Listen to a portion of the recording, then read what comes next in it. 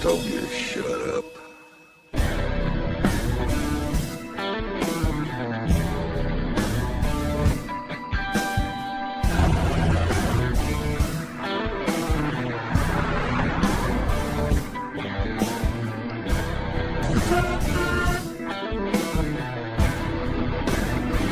Hey, baby.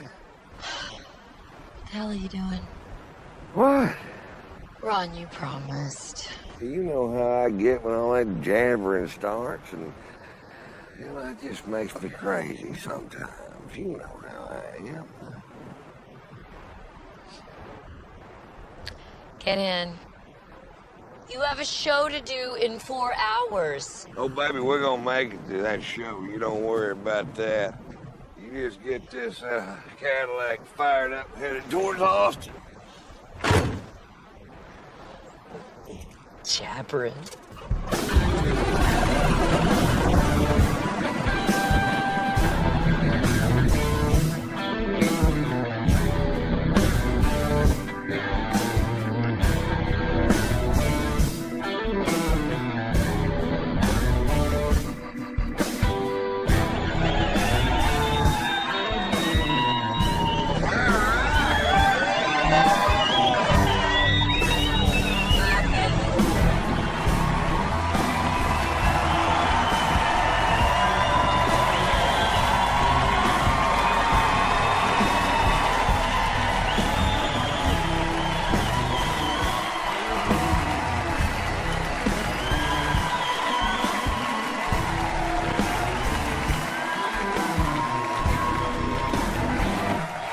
Austin, Texas, how the hell are you? Good to be back.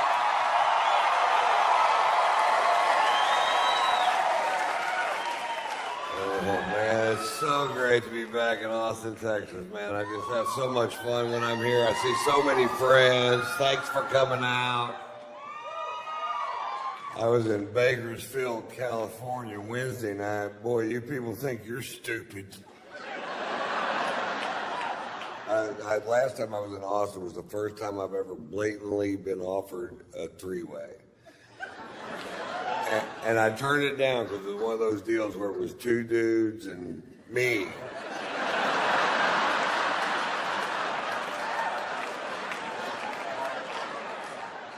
I don't even watch 2.5 Men. We flew in from Los Angeles, and we were going through LAX and go through screening, and this guy's just losing his fucking mind because I guess he doesn't travel that much. He's not used to this equipment, and he's just going crazy. You know, you can have fun with that. You can do what I do. I take 2 Viagra and demand a pat down.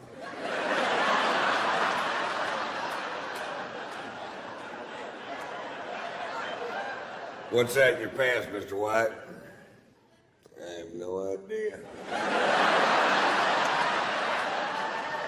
You're gonna need to pat that down. Pat it back up again. Give it a couple twists, see if it's hooked to anything. You might want to go wash your hands.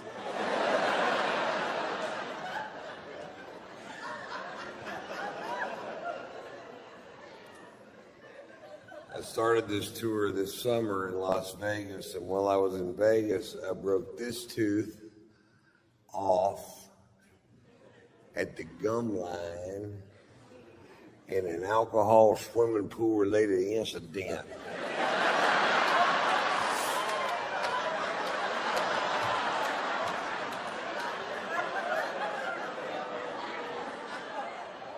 I had a show to do in 4 hours. I was drunk and missing a tooth.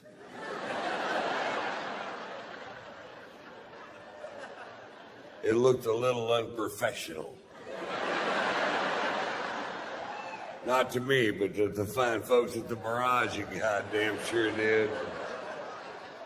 I told him, I said, you got to get a dentist to patch this up. I will not go on stage looking like this, because this tooth doesn't look that big until it's gone. They found an all-night dental school. This dentist is 14 years old. He hooks me up to the gas, and I don't feel anything. I'm like, dude, you need to turn this gas up. And he goes, there are regulations, the state of Nevada, stating which, Code 1, Section 4. Fuck. And I asked him, I said, where'd you go to college? He goes, Brigham Young. I'm like, fuck, dude, turn it up to Catholic. Never let a Mormon set your buzz level. Never. Don't do it. And I'll tell you why. They don't understand fucked up the way you and I do. They don't. They're guessing and they're shitty guessers.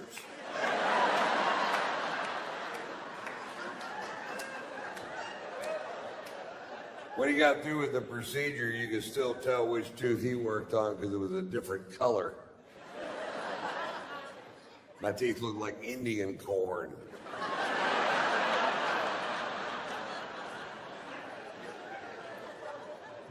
I had to go to my dentist who's fixing veneers for my teeth because he says I'm doing widescreen, high-definition television. Which is nobody's friend, man. Every actor I know in Hollywood would rather have low-definition, narrow-screen TVs so they look thin and fuzzy instead of clearly fat. I would like to see my dick on a widescreen TV. That way I can quit looking at it through my reading glasses.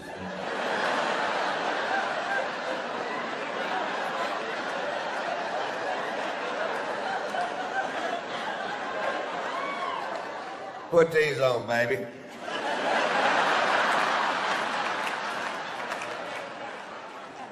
It looks bigger than feet.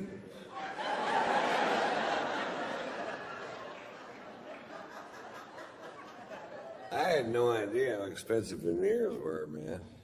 They wanted to do 8 teeth on the top and 6 teeth on the bottom, and I was like, well, how much does that cost? He says $27,500. Fuck, how much is dental school?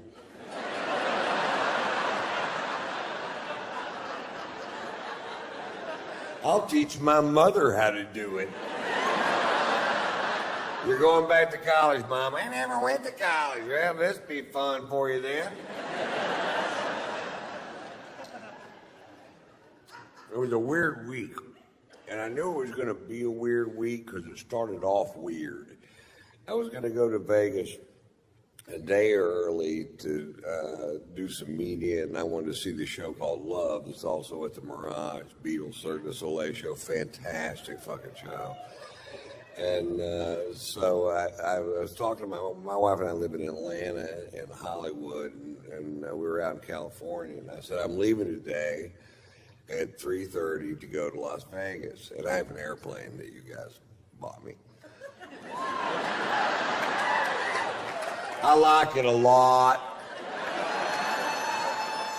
Half the Fortune 500 companies in America have let go of their private jets. Not wrong, White Ink. I'm flying this son of a bitch straight into bankruptcy.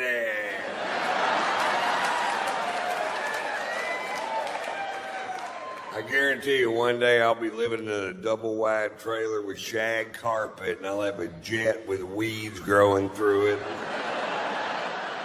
I'll be in the front seat going, push me around some.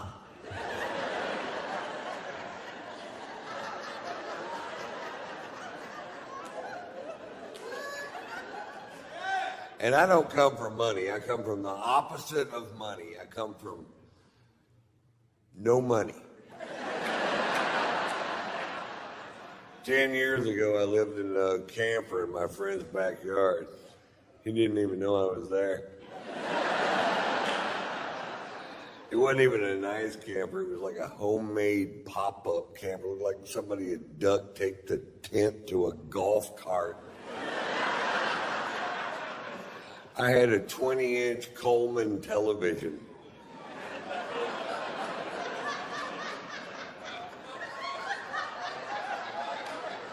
I had to pump it up during commercials. You couldn't watch porn on it because nobody's that coordinated.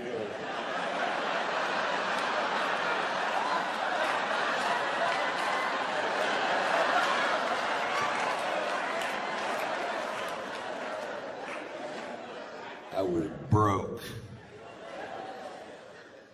I owe the IRS a bunch of money because I don't understand how that works. It's confusing. When I started doing stand-up, they said that made me an independent contractor, and they said I needed to start filing my taxes quarterly, which I thought meant every 25 years.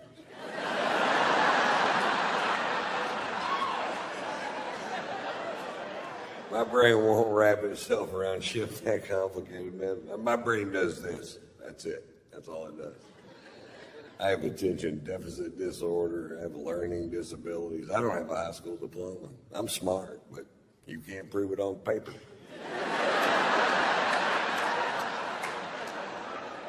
I do have a GED, and if you don't know what GED stands for, you probably got one too.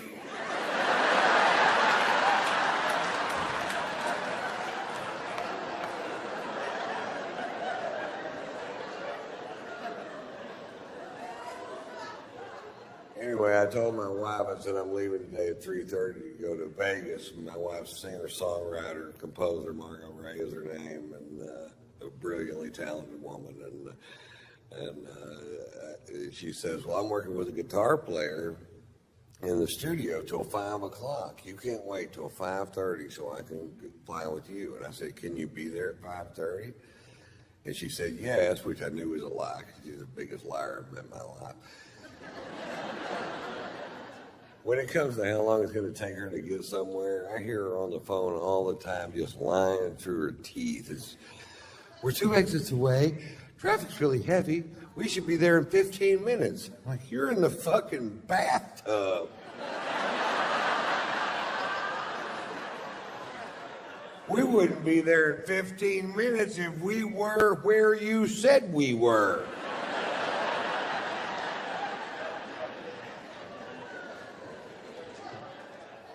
But I told her, I said, you get there at 5:30, you can fly with me. But let me tell you something, sugar tits. At 5:31, I am wheels up and I am fucking gone. I said that. Not very loud.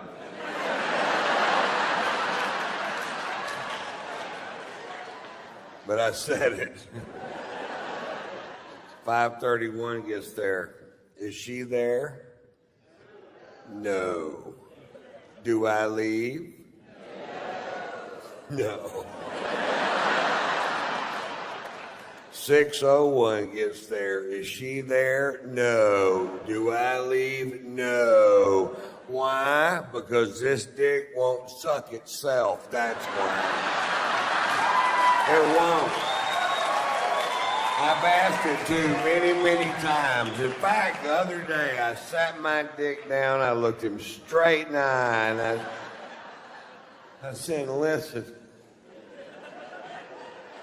I know I've drug you into some pretty muddy shit in the last 35 years. I need you to get past that, learn how to suck yourself so I can grow a spine and get on with my goddamn life.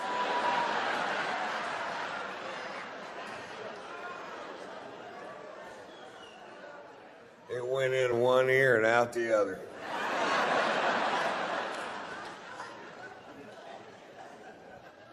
My dick has ears. It has an eye, and it has 2 ears, and a double chin. Mr. Potato Dick. The cutest thing you ever saw. I got little outfits to put on them. One of them's a raincoat. Not a condom, a raincoat. A little yellow slicker with that hat. Looks like that fish and chips dude. It's the exact same size as the one on the box. That's just an interesting fact.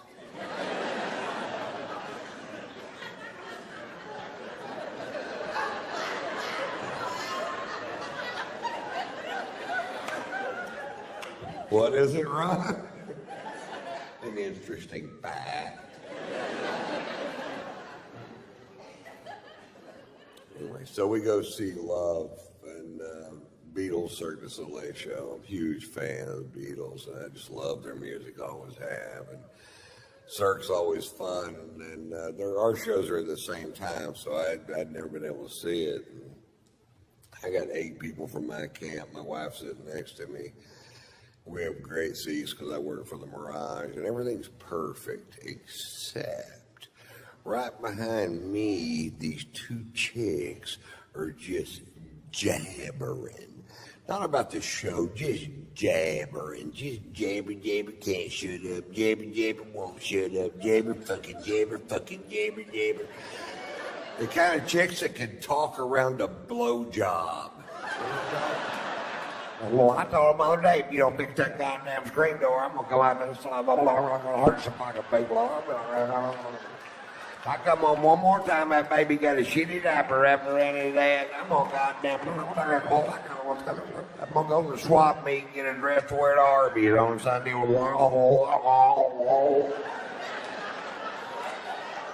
And I turned around and looked. I noticed their husbands were with them. I figured they're at a gun show trying to find a way out of this fucking thing.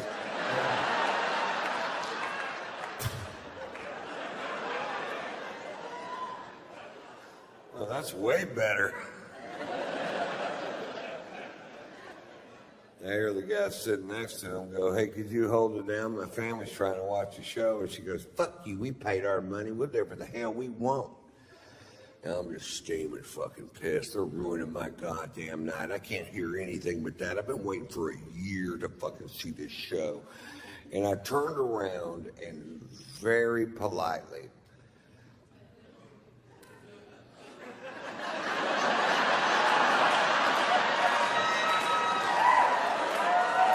don't start with me. Very politely, I said, lady, talking during live theater as far as social skills goes is like shitting in the street. She goes, you better mind your own business. I said, you better quit shitting in the street. She goes, I'll have you thrown out of here. I said, if you don't quit flapping your fucking cock holster. Everybody heard that. Before, it was a little disturbance right behind me. Very few people privy to that one. Then 1,700 people hear me go, if you don't quit flapping your fucking cock all night.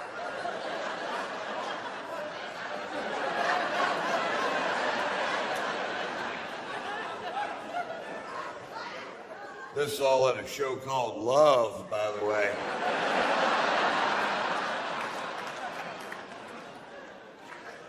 And her murdered and buried in the desert.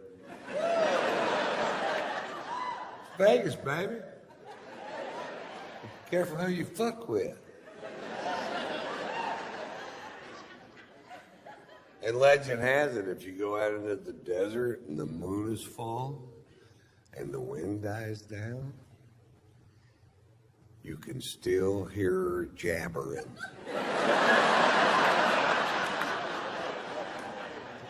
I'm a street shitter. I'm shitting in the street. Did you? What the fuck was that? That's that chick Ron killed. They call this Jabber Gulch.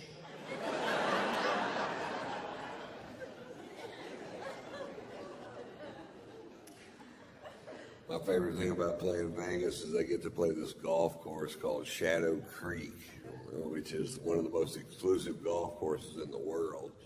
I worked for them 3 years, didn't even know it existed because they knew if I found out it existed that I'd pester the fuck out of them until they put it in my contract, which is exactly what happened. It's amazing. This golf course is just fucking so tricked out. The first time I walked through the gates, I was like, nobody's stopping me.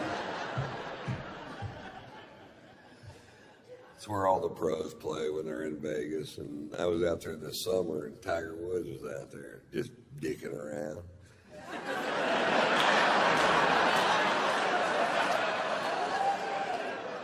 I may sign my golf glove. I got to meet the most famous person I've ever met, and I know a lot of famous people, but nobody as famous as Tiger fucking Woods. I love Tiger, man. I defended Tiger when all that stuff first came out. When I heard those initial rumors, I felt sick to my goddamn stomach for the guy because I've never been accused of doing anything I didn't do. Not one goddamn time. I did it every single time. Not once could I go, no, that was Glenn Campbell. Hey, a lot of things smell like strippers.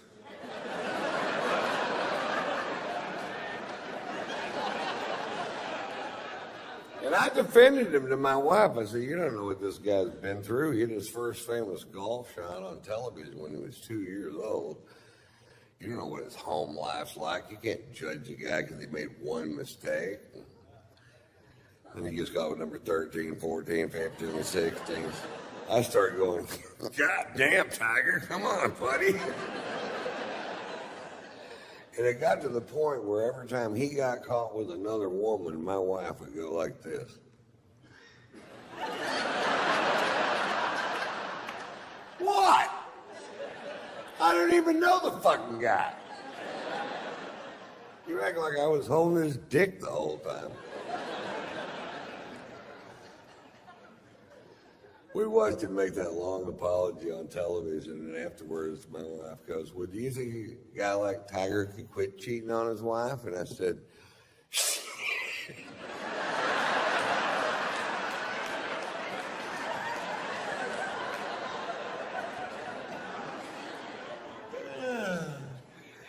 you bet. What you know is bullshit, because you know as well as I do, if a guy like Strange, getting him to quit wanting Strange is like getting a dog who likes to kill chickens to quit killing chickens. They don't even know what you're talking about. You gotta quit killing chickens. All right, let me see if I got this straight.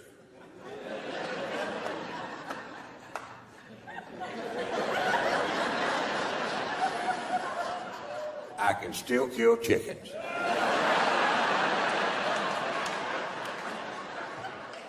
No, you can't kill chickens anymore. All right? Let's say I'm in a hotel room with the chicken.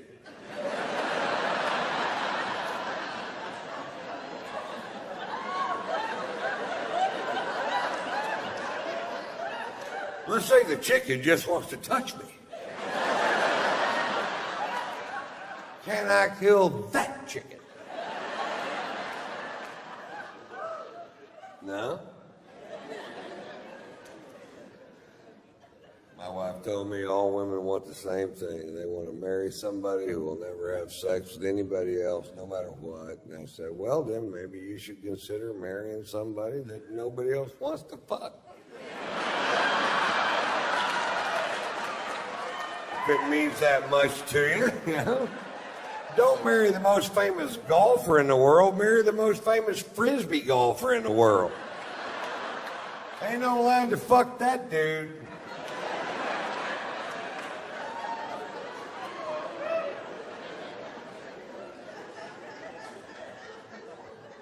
We had a chat about cheating that day, man. My wife told me, she goes, listen, Ron, let's get this straight. Sex is sex. Period. I said, no, now, wait a minute. Oral sex is not the same as intercourse. She goes, it's the exact same thing. I said, it's not the same price.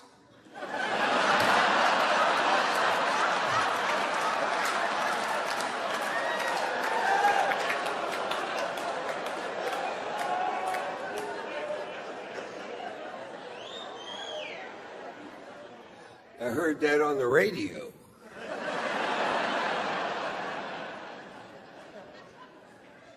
It all comes down to opportunity, man. Some guys are put into a position where they have to say no to beautiful women, and that is hard to do. And some guys are never put in that position, and that's way fucking easier.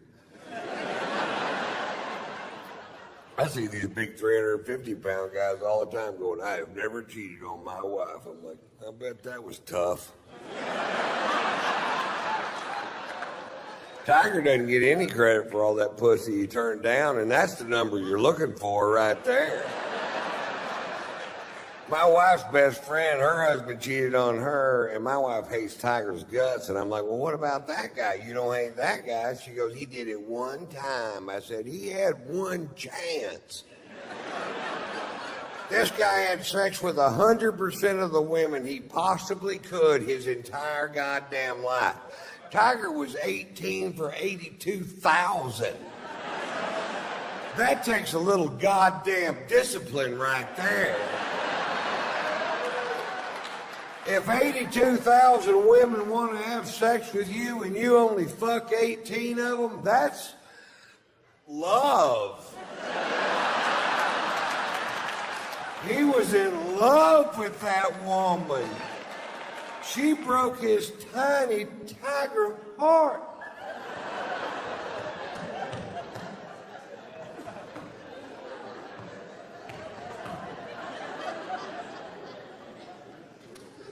You lost all those sponsors, which never made sense to me because his core fan base is men. I don't know one guy in America gave a fiddler's fuck what he did. I guarantee you, not one guy in America went, really? Tiger got some straight pussy? I'm dropping AT&T! Not one guy gave a fiddler's fuck.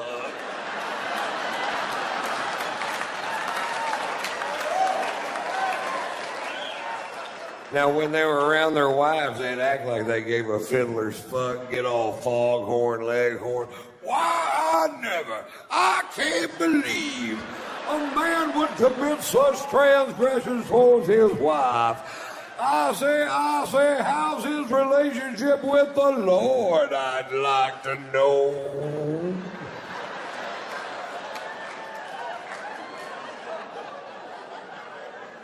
Then as soon as they're around their buddies, they're like, wonder what kind of cologne he wears.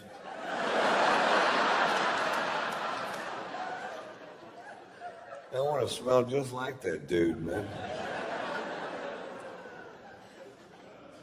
He lost so many sponsors, I'm thinking about bringing him over to Ron White Inc. And not because we need a new face for the company. I'd just love to have somebody around the house to fade the heat when I fuck up. Ron White, you are the most selfish prick I have ever met in my life. Tiger, get in here. You tell her what you did.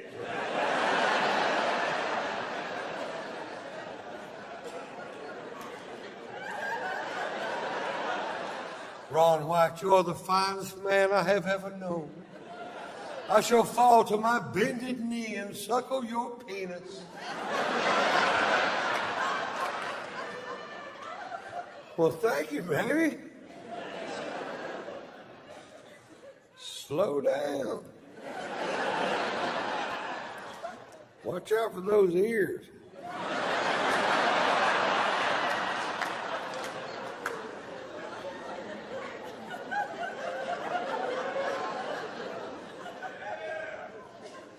My New Year's resolution this year was to lose some weight and try to get in better shape.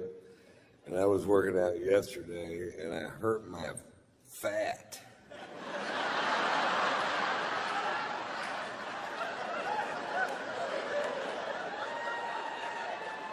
I sprained my fat roll.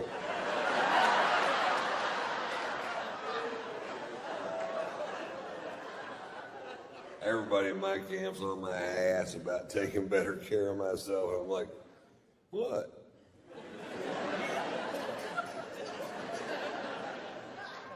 My wife bought me a bicycle thinking I might ride it. It's for sale. It's a good deal, too. It's like new. It's got 750 yards on it.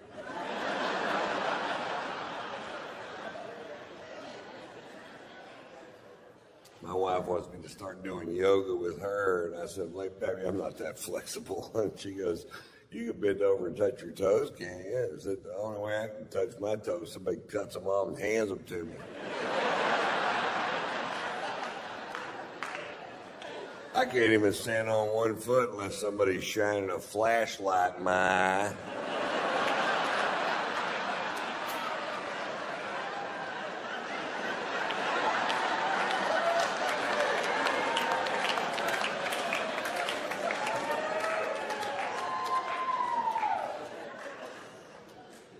I thought this was funny. We were at my wife's yoga school the other day, and they have a vegan restaurant there, and my wife goes, why don't we eat here? We've never eaten here. And I said, fine, let's eat here, because this dick won't suck itself.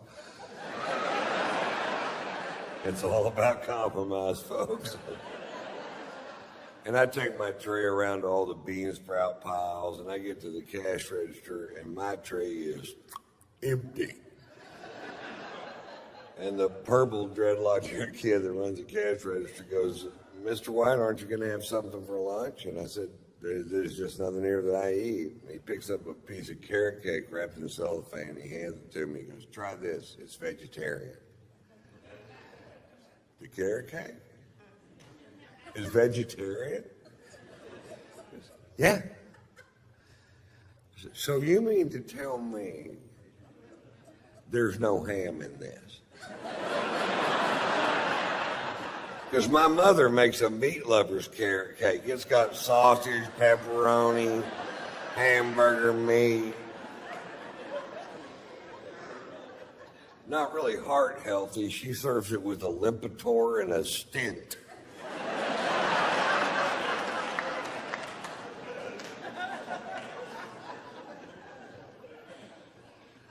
They have Snuggies now for dogs, and I love dogs, but if I ever see a dog wearing a Snuggie, I'm going to kill it.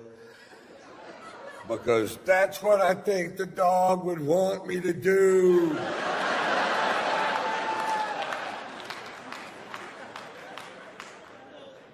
I think if all dogs go to heaven, Michael Vick's going to be a little nervous if he makes the cut. No kidding.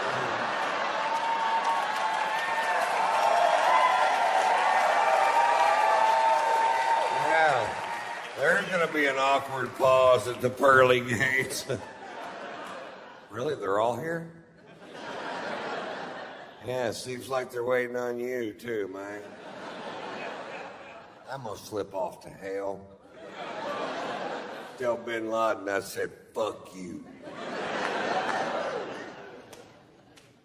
We got Bin Laden, man. It took 10 years. It wasn't exactly a calf rope.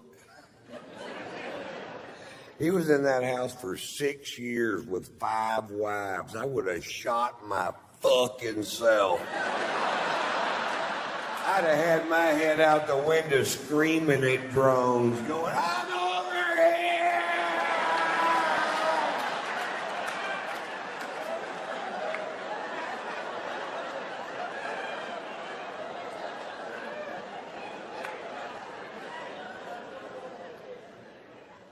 Women.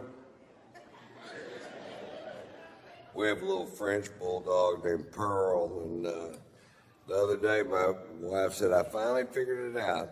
That dog is jealous of me. That dog loves you so much, she can't stand it if I'm in the same room with you. And I said, oh, don't be ridiculous. And she walked into the kitchen, and when she did, Pearl jumped on my stomach and said, I can have all your babies at the same time.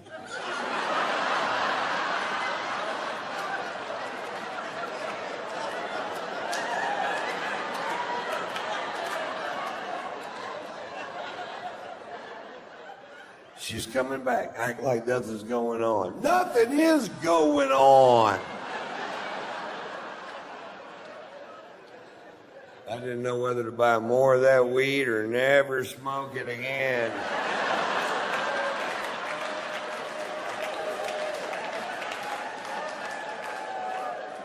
I went with A.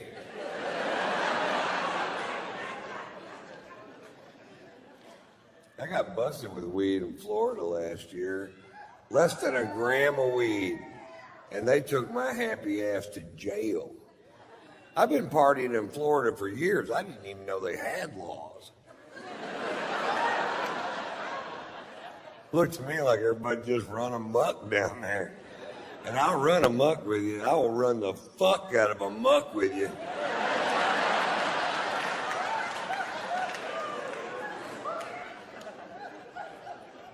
They took me to jail, man. And I'll tell you what happened. I fired these two pilots for being dickheads.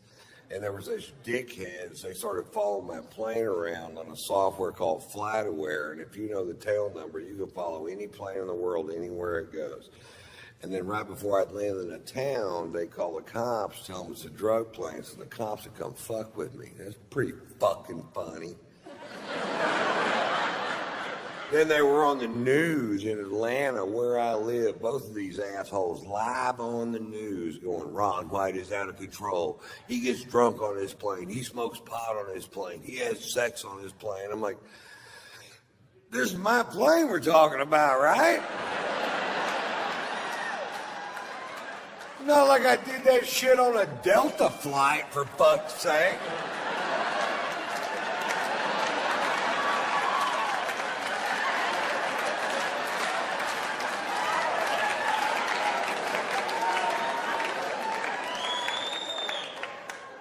No, my phone's off.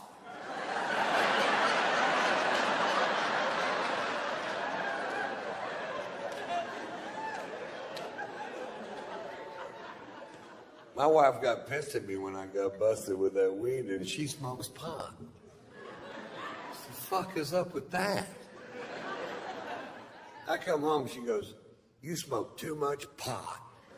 I said, oh, let me get this straight. You smoke the correct amount of pot.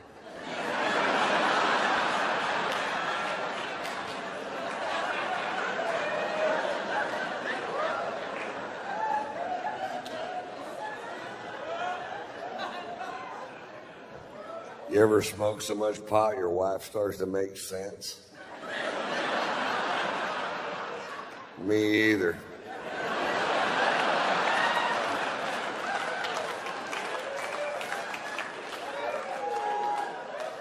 I have this reoccurring dream that my wife gets run over by a bus. Does that make me a bad person? I'm driving the bus.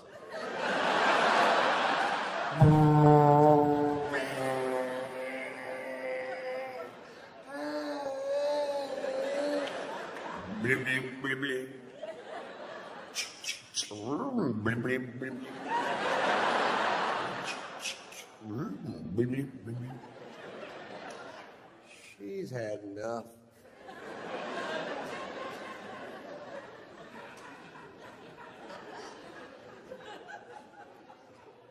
Early last year in Florida, at SeaWorld of Florida, an animal trainer was killed by a killer whale. Huh?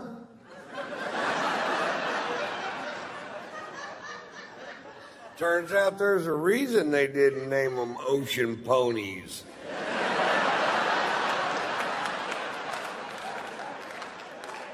Some things are exactly as they seem, folks. Killer whales kill. Pilot whales wear dark sunglasses. I'm not sure how the sperm whale got his name, but I'm not getting in the pool.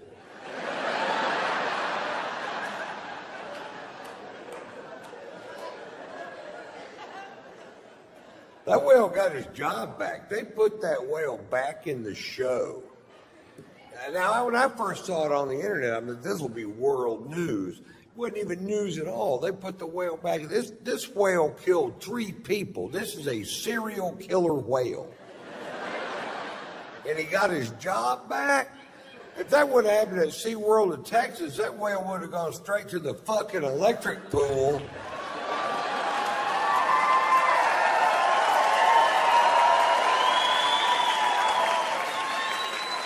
And that's just a regular pool with a toaster thrown in it. People think they're expensive to make, but it's like $14. You can reuse the extension cord. People don't know that. We'll get another toaster. Yeah.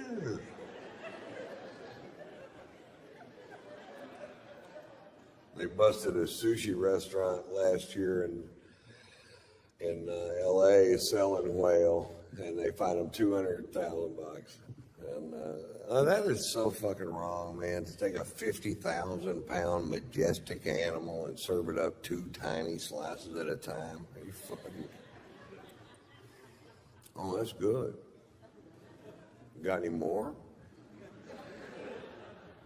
Shit, yeah, we do. We have a shit road.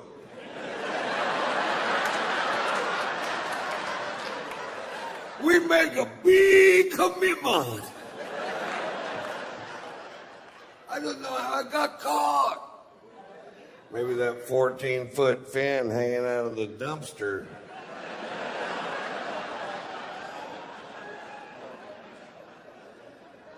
I should have cruised the rig.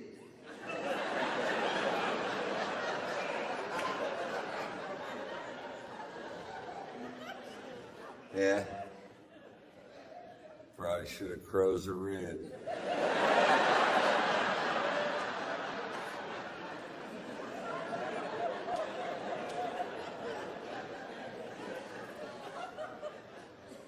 I live in Atlanta half the year, and last summer in Atlanta, an idiot teenager was decapitated at a major amusement park in Atlanta on a very famous roller coaster.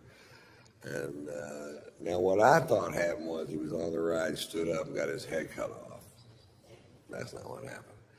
What happened was, while he was on the ride, his hat flew off. And when he got off the ride, he climbed over 2 fences and went through 2 gates, telling him not to retrieve this hat, which it turns out he didn't really need after all.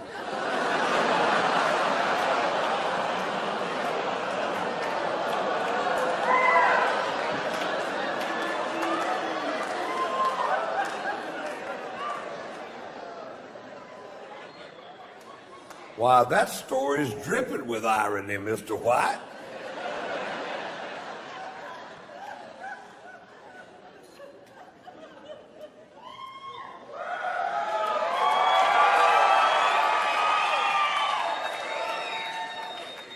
The part of the show where I prove my job is better than yours. Cheers, you guys are fantastic. Thank you so much for coming out on Saturday.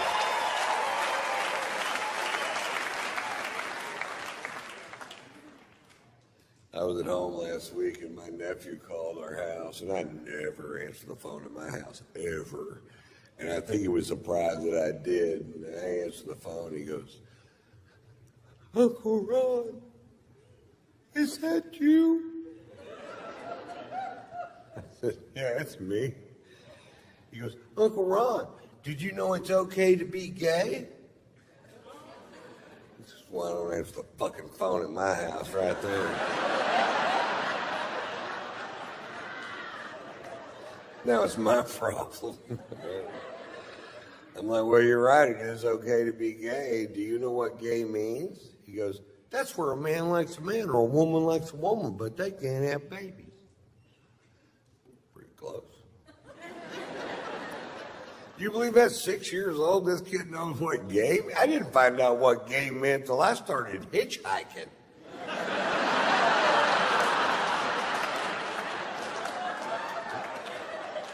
I wrote a book, 7 Silly Secrets Truckers Just Don't Want You to Know.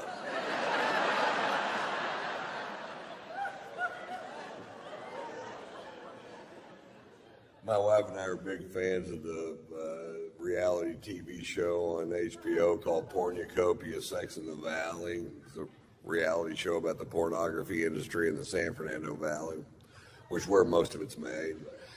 And we bought the first season because it's fucking hilarious. And this one episode was about guys that were straight porn stars, but they were doing gay porn because it pays 5 times the money.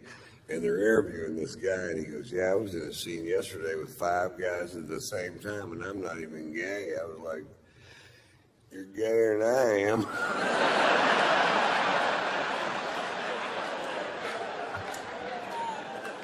If you can even think of what to do with 5 dicks at the same time, you're way fucking gayer than I am.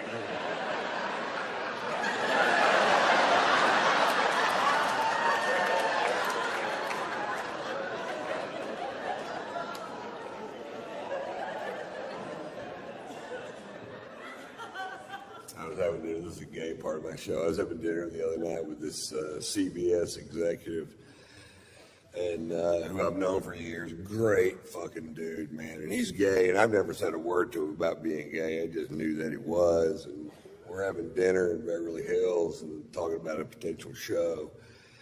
And this chick walks into the restaurant that's LA smoking fucking hot, man. Probably an actress or a model. And she was an ILF, which means I don't care if she has children. I don't think the letters line up, but that's what it means. She sits at a table kind of near us by herself. And I had a couple bottles of wine with dinner and a couple scotches before that, and I was pretty drunk. And I said, "You mean to tell me that does nothing for you?" And he looked at her and he goes, "Not a thing." I said, "You mean you would rather have sex with me than her?" "Not by much."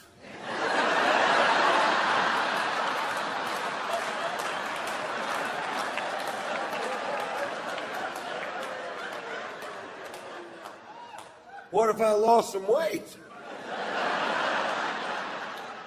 I'm doing yoga, and I'm eating ham-free carrot cake. My dick has ears.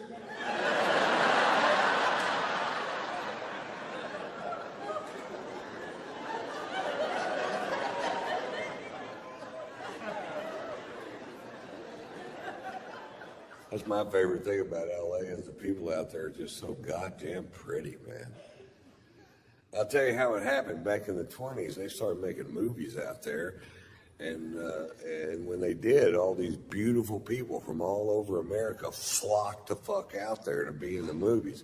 And they couldn't all be in the movies. Some of them got regular jobs, but they met those people that were in the movies. They got together. They had these beautiful babies.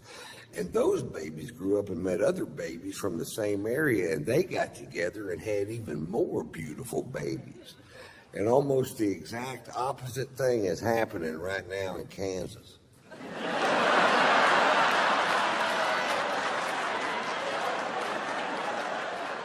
Kansas is full of ugly quitters. Have you ever been there? It's true. Those people that live on the fucking West Coast, their forefathers got on the Oregon Trail and fought hardships you and I can't even dream of, with starvation and weather and crossing the Rocky Mountains. Not those people in Kansas. Their forefathers got on the Oregon Trail, St. Louis, Missouri. They got to Kansas, said, "Fuck it, I'm staying here, and I'm gonna fuck that fat girl right over there." We had a baby. It looks like a potato. And that potato grew up and met another potato from the same town. Abracadabra, Topeka.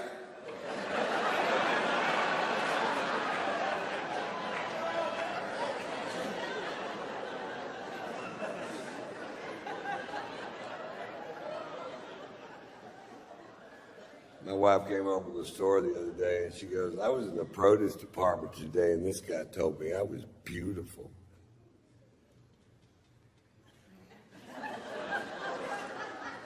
Well, baby, he's right. You are beautiful. She goes, "Yeah, but he said it." "Well, I'm saying it now. You're beautiful." "Yeah, but he said it." "Really? You ever overdraw his checking account?"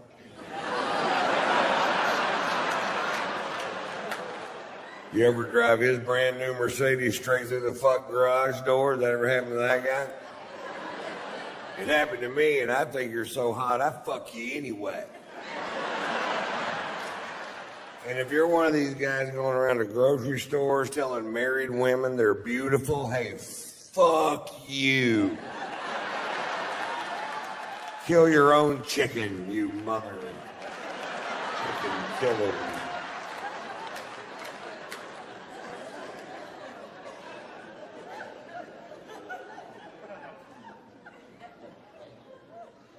My wife's best friend has an autistic child named Lewis.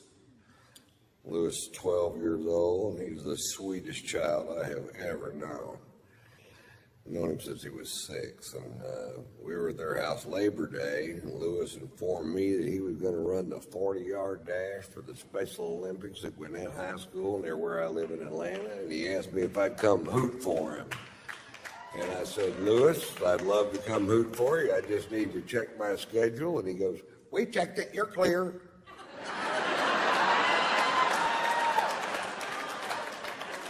Well, then I'm your man, Lewis. And I got to admit, I was dreading it, and I ended up having fun. I thought it was going to be sad. That's why I was dreading it. It's a celebration is what it is. People are tailgating. They're not painting their faces and bellies blue, but they're cooking sausages, getting hammered, betting on these races. Make no mistake about it, they are betting on these races. And it's not easy to handicap a race. You got 17 special needs kids in 6 lanes. You don't know what the fuck's gonna happen when they fire that starting pistol. They could scatter, stop, drop, and roll. We saw it all that day. They're not drug testing these kids.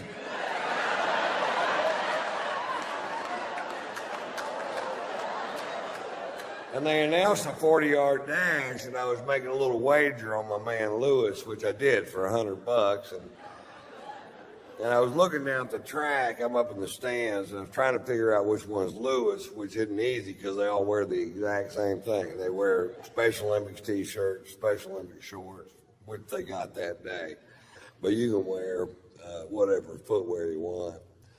And Lewis, for whatever reason, had chosen yellow rubber boots.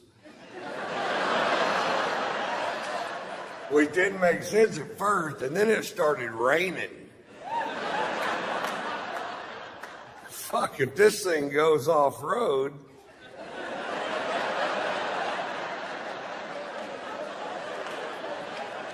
I got a natural mudder. And Lewis won. The yellow blur.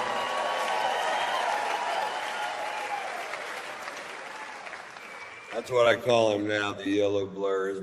He loves that nickname.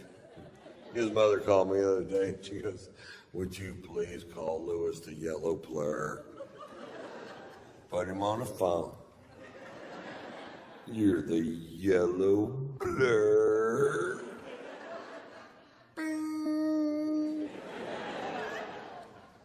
It's not like professional sports. You go to a Lakers game, you wave at Kobe Bryant till your arm falls off. He won't wave back to you. Lewis waved back to you in the middle of a fucking race. He doesn't give a shit. Lewis is fan friendly. Lewis will stop and sign an autograph. The yellow blur.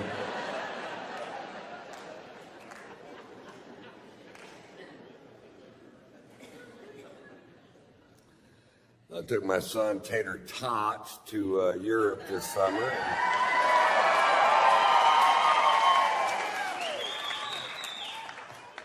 My son is 21 years old now. He's in college getting his master's in entertainment business. He's a great kid, man. I'm so proud of him. He's smart. He's funny. He has my brain's high-end peaks without my low-end problems. That's some good goddamn news for Daddy right there. We've been monitoring it. He's funny. I was doing a corporate gig in Orlando where he goes to college, and I was backstage with him. I don't get asked to do a ton of corporate gigs because what do you want your corporate image to be? We were hoping for an overweight alcoholic that smokes and cusses.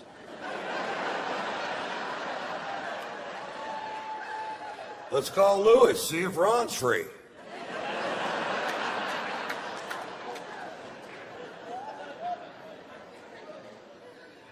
Anyway, I'm backstage in the green room with my son, and I wear wild socks.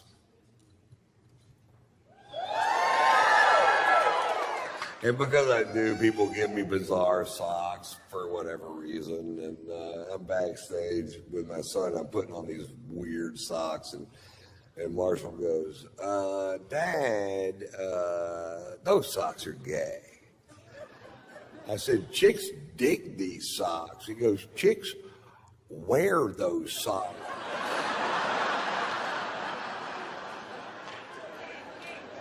All right, he's my kid. You can stop those tests. I love his mom, man. His mom's great. She's my second wife. And I never argued with her ever, but she didn't want to be married to somebody that was always going to be on the road. And the only argument I ever remember having with her was when he was a toddler about whether or not we should spank him. And her contention was that if you had an argument with an adult and you disagreed with him, you certainly wouldn't hit him. I said, I would if they peed in my face.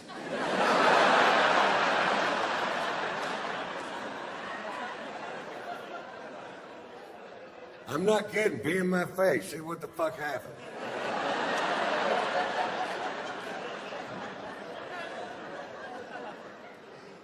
She busted him with internet porn when he was 15, and I felt so sorry for him. She called me to squawk and and I felt horrible for the kid because when I was 15, I was so horny I could jack off to the Sears catalog. And that's just big girl panties and lawnmowers. I can't imagine being 15 years old and having an unstoppable stream of pornography piped straight into your goddamn bedroom. When I was a kid, I had to earn porn, man. You had to wait till your friend's dad went out of town on business. You had to pull down a rickety spring-loaded attic ladder. You had to crawl up into a dusty, spider-ridden fucking crawl space, forge through cardboard boxes till you find an 8mm reel. Then what? Learn how to work a fucking projector. That's what.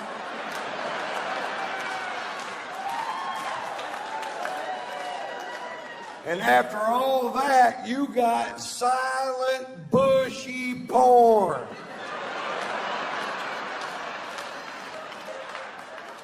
And if there was a soundtrack, it was always so fucked up you couldn't understand it. You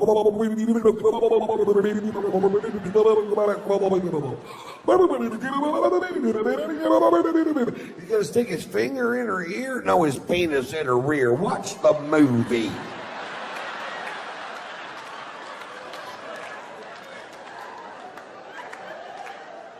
We had one friend that was 2 years younger than us, and he went, she put it in her mouth.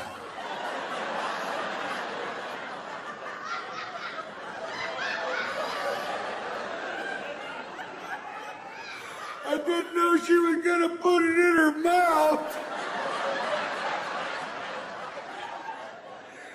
She's gonna need to brush her teeth.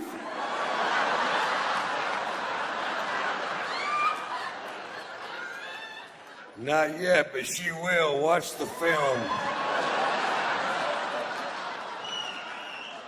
Note to self, put it in her mouth.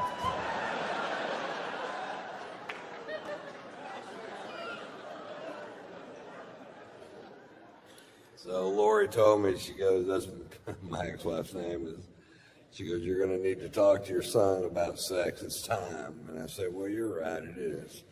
And she goes, when are you going to do it, Ron? I said, he's going to be at the house this weekend, so I'll talk to him then. And I said, okay, fine. I said, Marcia, turn off television. I said, turn it off. I need to talk to you. All right. I said, I want to talk to you about sex. He goes, oh, Dad, come on. I said, nope, you're 15 years old. It's time we had this talk. And he goes, okay. I said, the clitoris is as sensitive as an eyeball.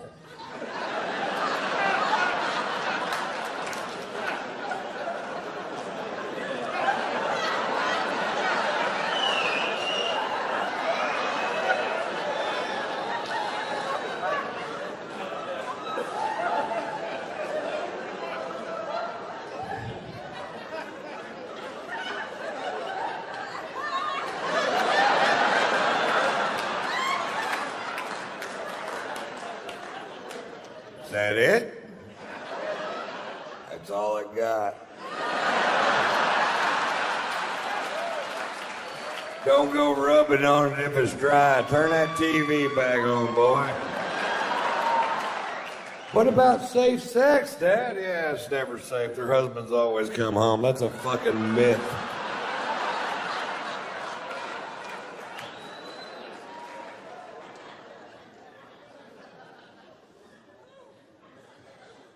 He's so smart, man. I just can't believe how smart kids are today. He can answer any question that you can come up with in 2 seconds off his phone. He's a computer freak anyway, but you ask any question, doesn't matter, world geography, world history, a note in a song written 300 years ago, click, there it is. When I was a kid, I had to believe my mother. That's it. That's all I had. Mommy, where do rainbows come from? Well, 3,000 years ago, an 800-year-old man named Noah was commissioned by the Lord to build a giant ship, and all the animals, 2 by 2. You try to run that crap by a kid today, they're like, click, click, bullshit.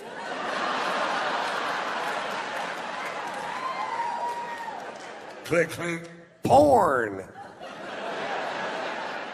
People fucking on my phone.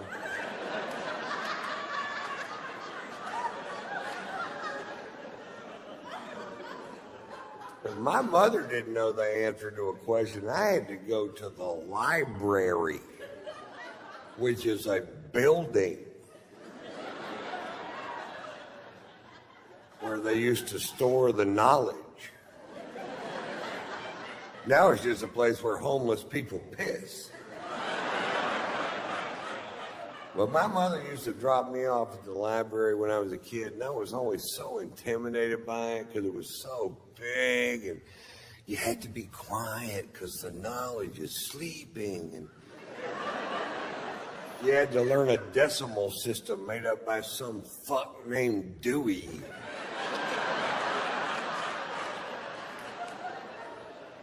Then you had to peruse a 100,000 square foot building with volumes of knowledge from floor to ceiling, ceiling to floor. You had to cross-reference Dewey's bullshit with the author's name and the card catalog.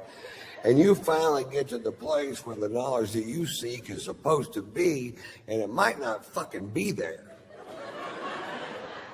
Where's the knowledge that I seek? Yeah, somebody else has got it. When are they going to bring it back? They keep it for a month for a nickel.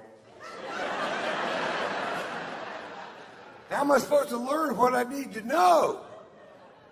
You ask your mother? My mother doesn't know how to work a projector.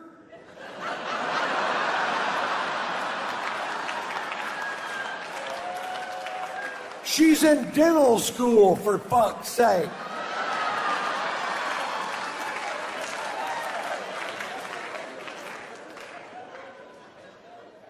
Don't try to do the math on that bit. It'll just fuck you up.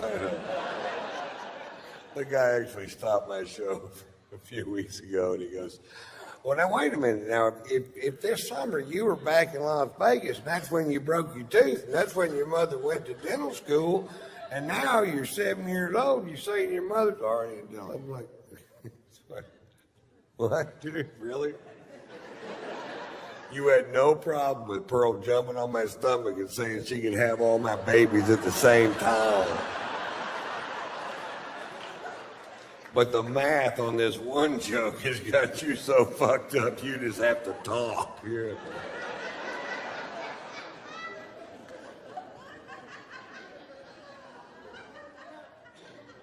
Tell you, the internet changed everything, man. Certainly changed the way people don't buy music, you know. The record industry is on its ear, man, because what they manufacture became easier to steal than it is to buy. And that's just a fact of nature these days, and they'll figure it out. But I used to sell millions of comedy albums, and now it's hard to sell them because it's just so easy to fucking rip it off, you know, just click, click, out of my IRA into your fucking pod.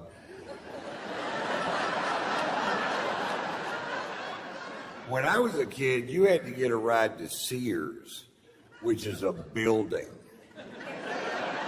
You had to find the record department on your own. And you had to cram a 12-inch by 12-inch album down your shorts. And you had to SpongeBob SquarePants it with Led Zeppelin 2 crammed down your fucking pants, hoping nobody was gonna catch your ass. That's stealing music!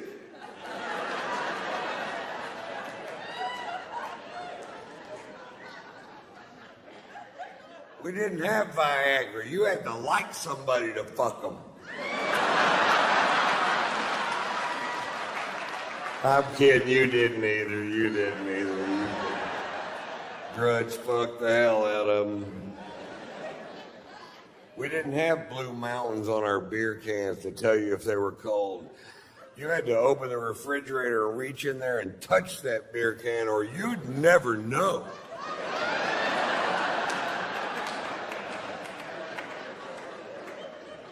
But somebody somewhere went, what if we only had some sort of thermostat on each individual can? Like the mountains changing color to see the optimum drinking temperature. Thank you, Rocky Mountain. Even though your beer tastes like ass.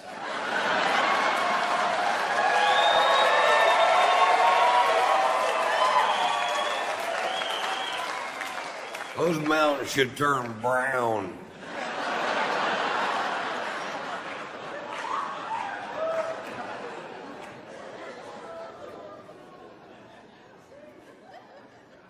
So I tour, that's what I do. I go from city to city to city to city. I've done it for 27 years. I've been coming to Austin all 27 of those years. From the Velveeta Room to the Laugh Stop to the Capital City Comedy Club to the Paramount, to the Paramount, to the Paramount, to the Paramount. That's my favorite room in the whole wide fucking world, man.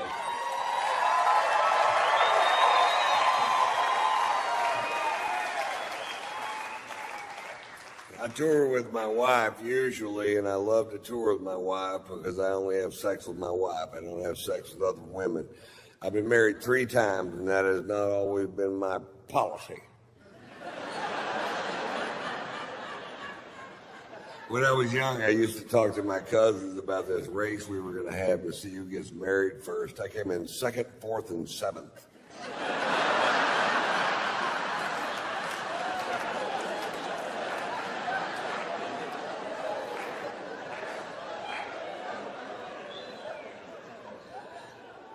I feel like my wife misled me a little bit when we first got together, because when we first got together, she was all about, you know what, I don't ever want to have children. I'm just one of those women that never felt the urge to give birth. And I don't like real diamonds. I don't like them because of that blood diamond thing. You know what I like to do? Suck dick and cook. I like to suck dick. And I like to cook. In fact, when I'm not cooking, I'm sucking dick. And when I'm not sucking dick, I am cooking.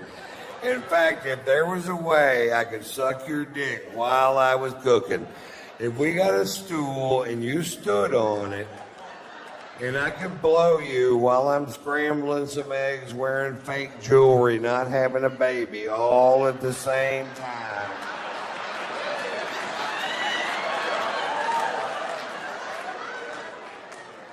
That would be heaven for me. Fuck me too.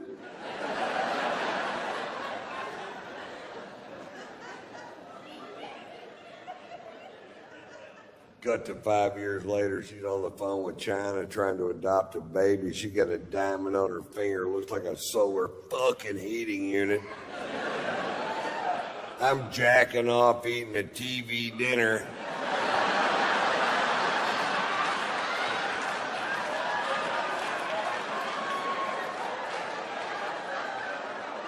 Wonder what she's got under that snuggie. I bet she neckety shit under that snuggie.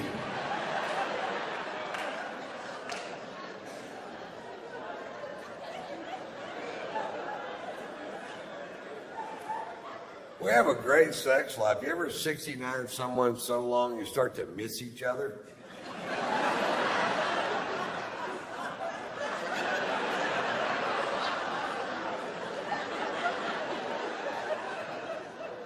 Then the snow turned to rain. I love you. April, May. I need some food. And we can both use a shave.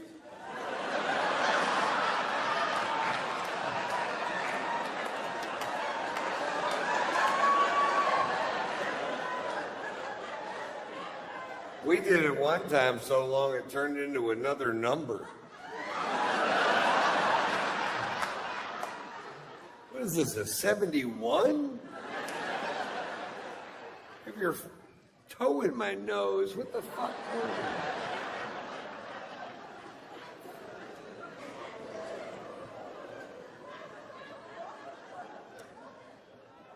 My wife has a new move in the bedroom. My wife's new move in the bedroom is, look at me. Look at me. Open your eyes, Ron. Look at me. And that's a lot of pressure. It is to look into the eyes of the woman you love while you're making love and look deep into her soul and still see another woman. What the fuck are you doing here? I thought you got hit by a bus.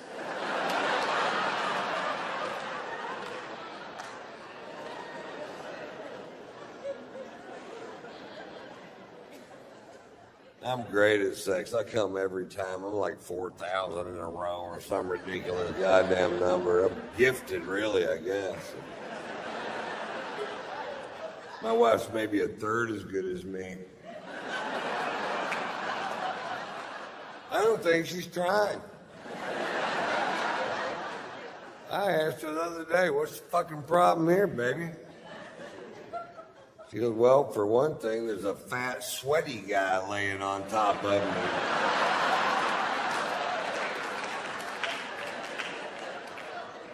Well, that'd break my concentration.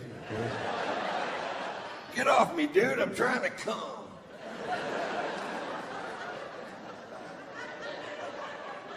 That's not true. When I'm about to come, I have the focus of a Navy SEAL. I'm like...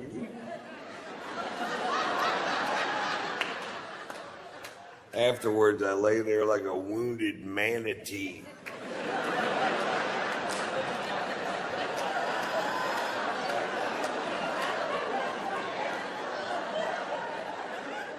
Poke him with a stick, see if he moves.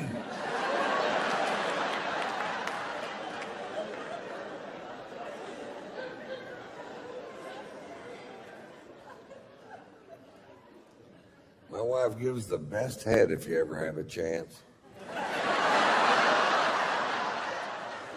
First time my wife gave me a blowjob, my hands went numb. I'm like, I'm either having a stroke or this girl knows her way around a winner. And I told her when she got finished, I said, that's the best damn blowjob I ever had in my life by a lot. And she goes, I know it's kind of weird because I used to be not that good at it. And I was talking to my friend, Tad the florist, who lived down the street, and I just asked him how he does it.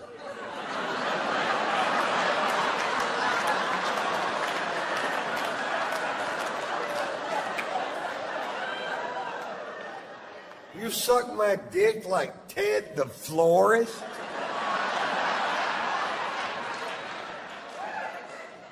Well, that motherfucker knows what he's doing, I'll tell you that,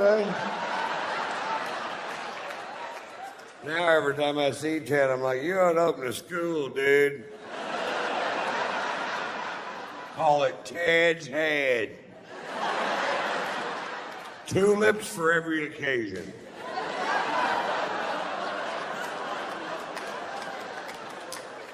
You could open a head and breakfast.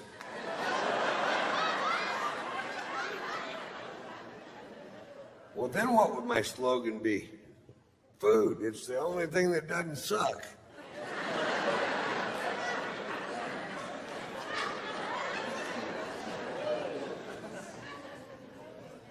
You guys have been fantastic. I'm going to close with my,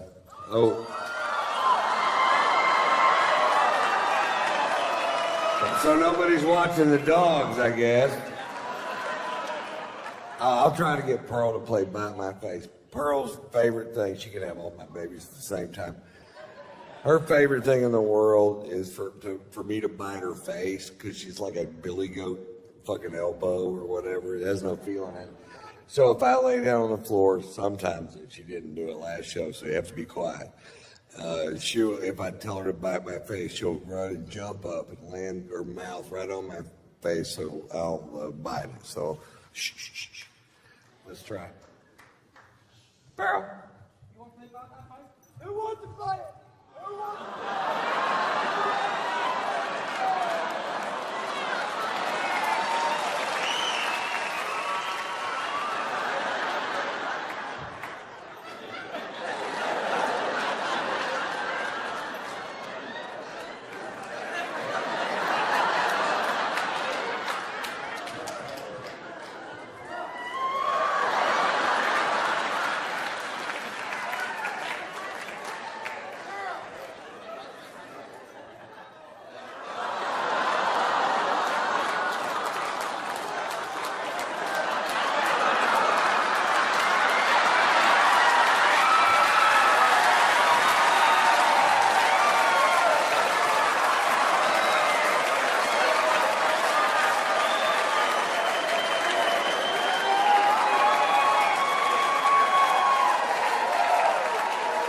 Oh, that went way better than I thought it would.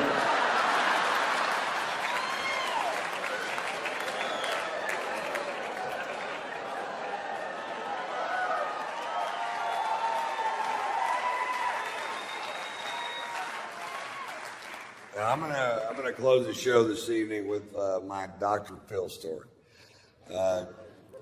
Dr. Phil McGraw is a friend of mine.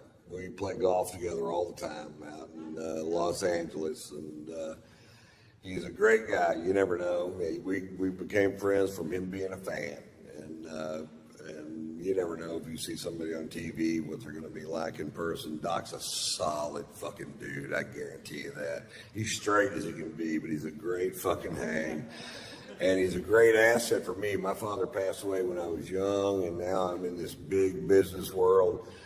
And I can bounce all these things that I have going on off of Doc and his 35 lawyers. And that's a big deal for me. And I'm a really good friends with his son, Jay McGraw. But anyway, the other day I was talking to my son about self-esteem, and a few days later I was playing golf with Doc, and I said, Doc, if you were going to tell somebody one thing to do to make themselves feel better about who they are, what would it be? And he said, finish the things you start. And I said, well, that's brilliant. And I went home, and there was a half a bottle of scotch sitting on the counter.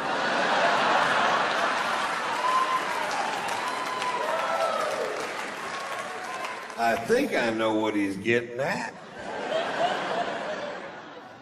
That's not my Dr. Phil story. Here's my Dr. Phil story. Every year, Doc and his family rent a yacht for 12 days in the Mediterranean, and that's their vacation. And it's the only way he can get away, because he is the most famous person in America. He's the most recognizable face, 6'4", bald dome head, porn mustache. You can spot him from any fucking way. And because he seems so approachable on television, and he really is approachable, I mean, he's a sweetheart of a dude, But people are always, anytime he goes out in public, they're just, oh, what about this? And that's fine at first, but eventually it will eat the skin off your fucking bones if you can't walk out of your house without somebody going, hey, my brother-in-law's all fucked up in the head, and I wonder if you could just sit out for this thing. Come back here, asshole! And that's exactly how it happens. I've seen it, and so that's what they do. Well, this summer, my wife and I went on vacation to France and Monaco, and I need a break too. Sometimes I do 140 cities a year. I do more dates than any other comic, more cities than any other comic working the day because I just love fucking doing it. And 20 minutes from now, nobody's gonna give a fuck about what I have to say. So, like, while they do, I believe I'll do a lot of shows. Hey? So we're in France and Monaco and having a great time, man. We're just I'm really in love with my wife. She's so talented. We have a fun life together, and we're there. And then one day the phone rings and it's Doc, and he goes, "Aren't you guys in Monaco?" And I said, "Yeah." He goes, "We're going to be in Monaco tomorrow. Why don't you come party on the yacht?" And I said, "Fuck yeah." Which is what you say if somebody says, "You want to come party on the yacht?" You go, "Fuck yeah." In fact, let's try it one time. You want to come party on the yacht? Fuck yeah. I don't have a yacht. So I was like, yeah, fuck, this is great, man. We're excited. We were down there, we were staying at the Fairmont Hotel overlooking the little yacht harbor in Monaco. Very cool place. And we were down there looking at the yachts the day before, going, wouldn't it be cool if you knew somebody that had one of these things? You could just hop on it and fucking throw the fuck down. And it's everybody's yacht, man. This is yacht heaven. This is Steve Wynn's yacht, Prince Albert of Monaco's yacht. This is that Russian dude with the tiny giraffes.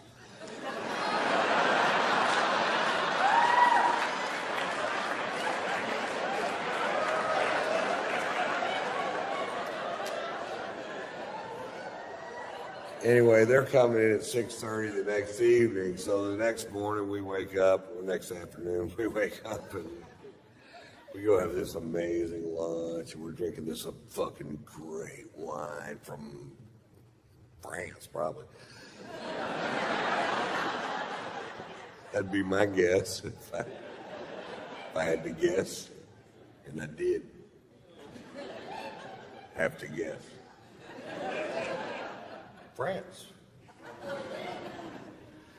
And we're just having a great day, sex, and just a fucking, and then we go down to the fucking harbor that evening at 6:30. Sure enough, Doc's backing in a 165-foot yacht. I'm not sure that's how they do it.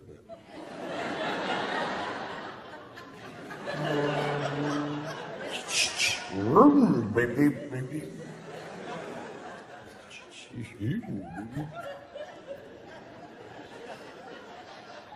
So the only way to get on the yacht is to walk on this gangplank to get on the yacht. And I'm walking on the gangplank going, nobody's stopping me. And we get on the yacht, and there's our friends from California halfway around the world. Are you fucking kidding me? How much fun are we having? I'm hugging everybody. There's a bunch of people on the yacht. We're hugging. Anytime I'm hugging you and I'm in a strange place, what I'm really doing is looking over your shoulder trying to find a bar. That's why I'm turning you.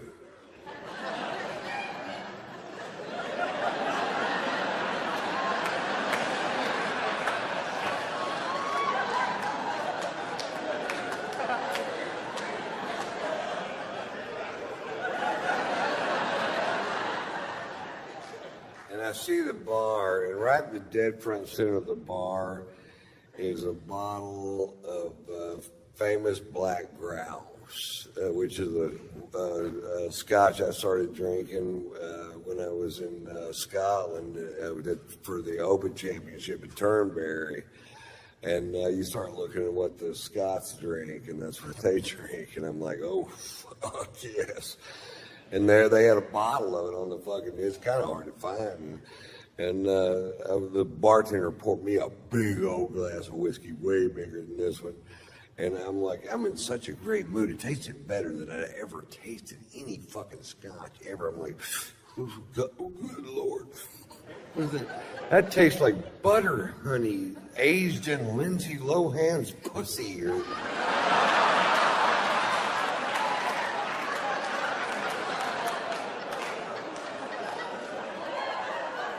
It tasted so good, I decided to skip dinner and just have a couple more of them. I'm going to scare me up another one of these. How about one more? All right. I hadn't had a drink since lunch. I was fucking thirsty. I was going at it, you know. And Doc noticed I was really drinking hard. And he goes, boy, you're really drinking tonight, Ron. I said, yeah, Doc, some nights it just tastes like spring water. He goes, why don't you just drink spring water, Ron?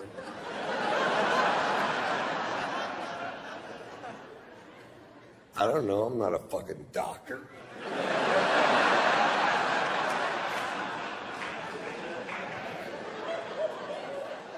So this is going on for fucking hours. Now they really love Margot.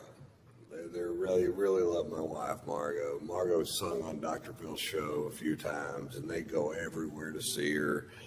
And Margot's a 4.5 octave classically trained opera singer that sings rock and roll and jazz and whatever. She's been singing here for years.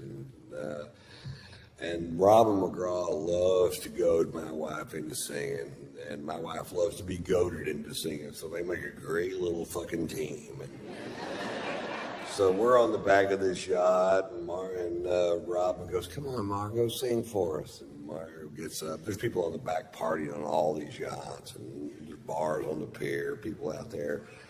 And Margot gets up and she sings, and they love jazz in France and Monaco. They have jazz clubs all over the place. And she gets up and she sings a jazz standard at full voice, which I don't get to hear her sing at full voice. She sings around the house, but not at full voice. And when she sings at full voice, it makes me cry. And oh no. And she finishes the first song at full voice, and people stand up on the back of all these yachts and start cheering. They go, yeah. And I'm like, oh, how cool is this, man? They really dig jazz. I forgot how much they dig jazz.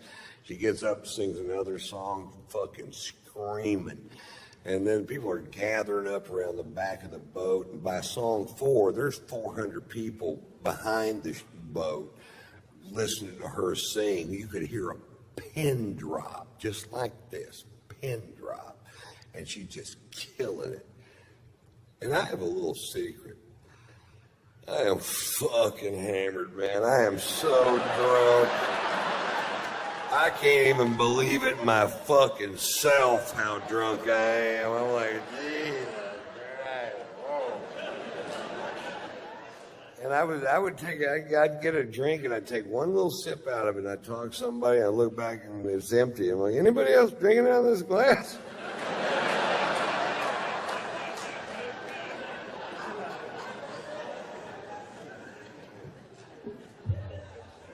Miscalculation. Anyway, she does, I don't know, 7 or 8 songs, and she goes, okay, guys, that's enough. And she sits down, and Doc goes, well, Ron, you want to do something?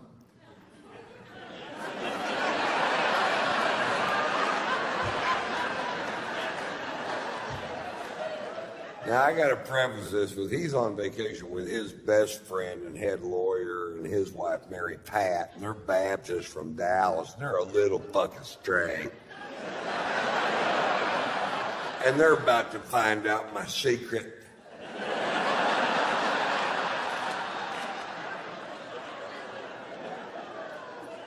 About 20 years ago, I was doing a bit that was so vile that I only did it for about a week, and I just quit doing it. I'm like, this is not the direction I want to take my crowd or my show. And I have no idea why I picked that night to dust her off and take her for a spin.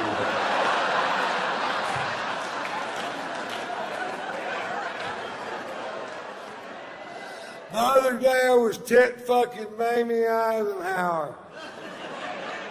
Right before I came, my dick slipped and went straight down the tracheal tube.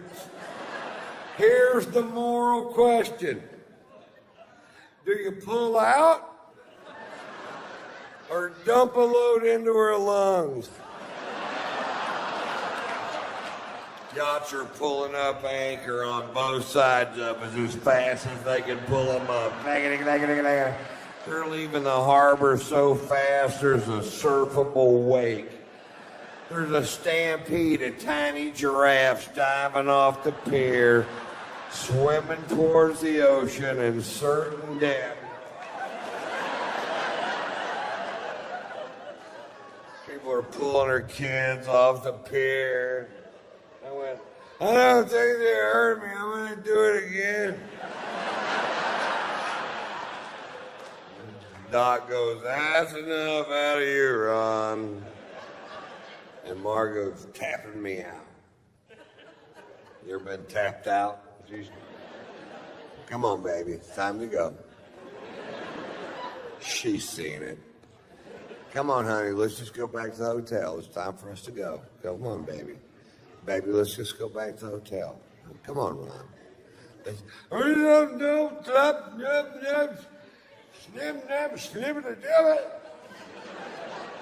And I speak fluent drunk. That means I don't know why you want to leave. I'm having a perfectly good time.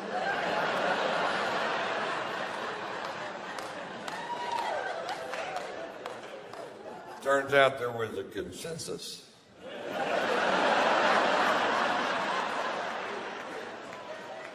I'm like, okay, I'll leave. Now, the only way to get off the ship is to walk back off that gangplank, and at the end of the gangplank, there's an 18-inch drop-off, and my wife's in front of me, Margot's in front of me, and I get to the end of the gangplank, Doc goes, big step, Ron. I said, thanks, Doc, thinking I'd made a big step towards something. Fuck, I don't know. He's a big psychologist, not me. It's amazing how much speed you could pick up in 18 inches. It's nothing like falling over on the same level that you're already on. I slammed down to that fucking pier. I landed square on this elbow, dislocated this shoulder, put a 4-inch gash down the back of my arm, and I was so drunk I just bounced off that pier.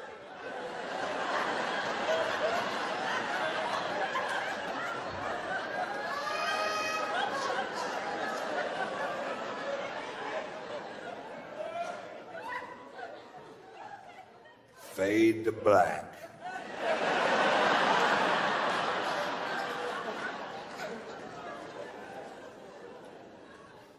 I wake up the next morning with the shoe buddies. All I can do is lay there in bed and go, shoe buddy.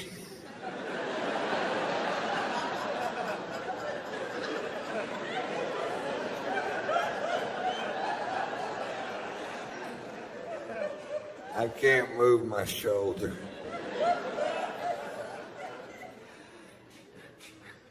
Shoe buddy. My shirt stuck to my arm with blood and giraffe hair and whatever the fuck else you find on a pier.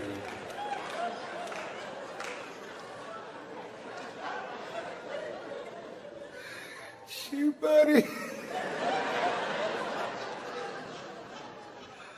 I have a wet Jolly Rancher in my armpit.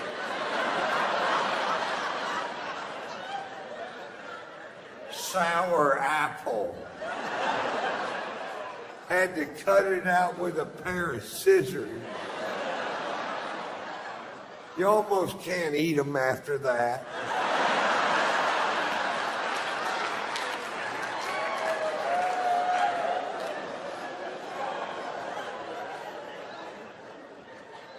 Sure, buddy.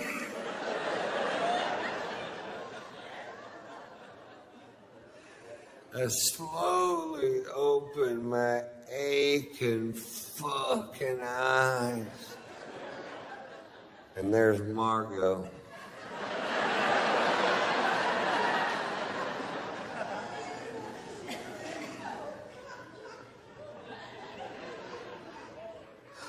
What happened?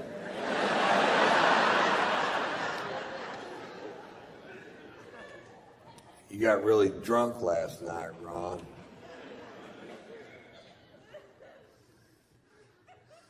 What'd I do? Well, you did the tits fucking Mamie Eisenhower story.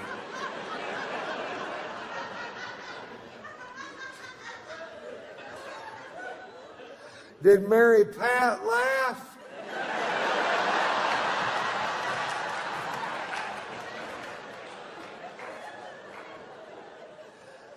Mary Pat left is what Mary Pat did.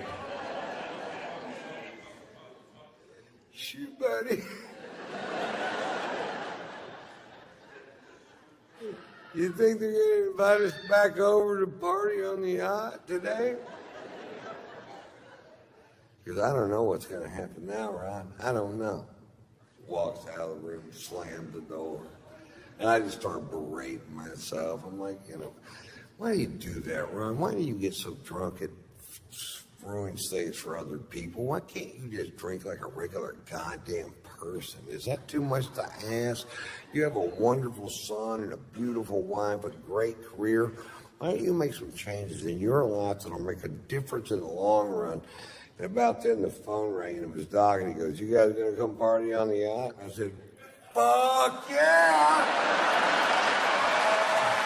Thanks for playing along. I've never performed for a better crowd in my goddamn life. Bless your hearts for listening so intently.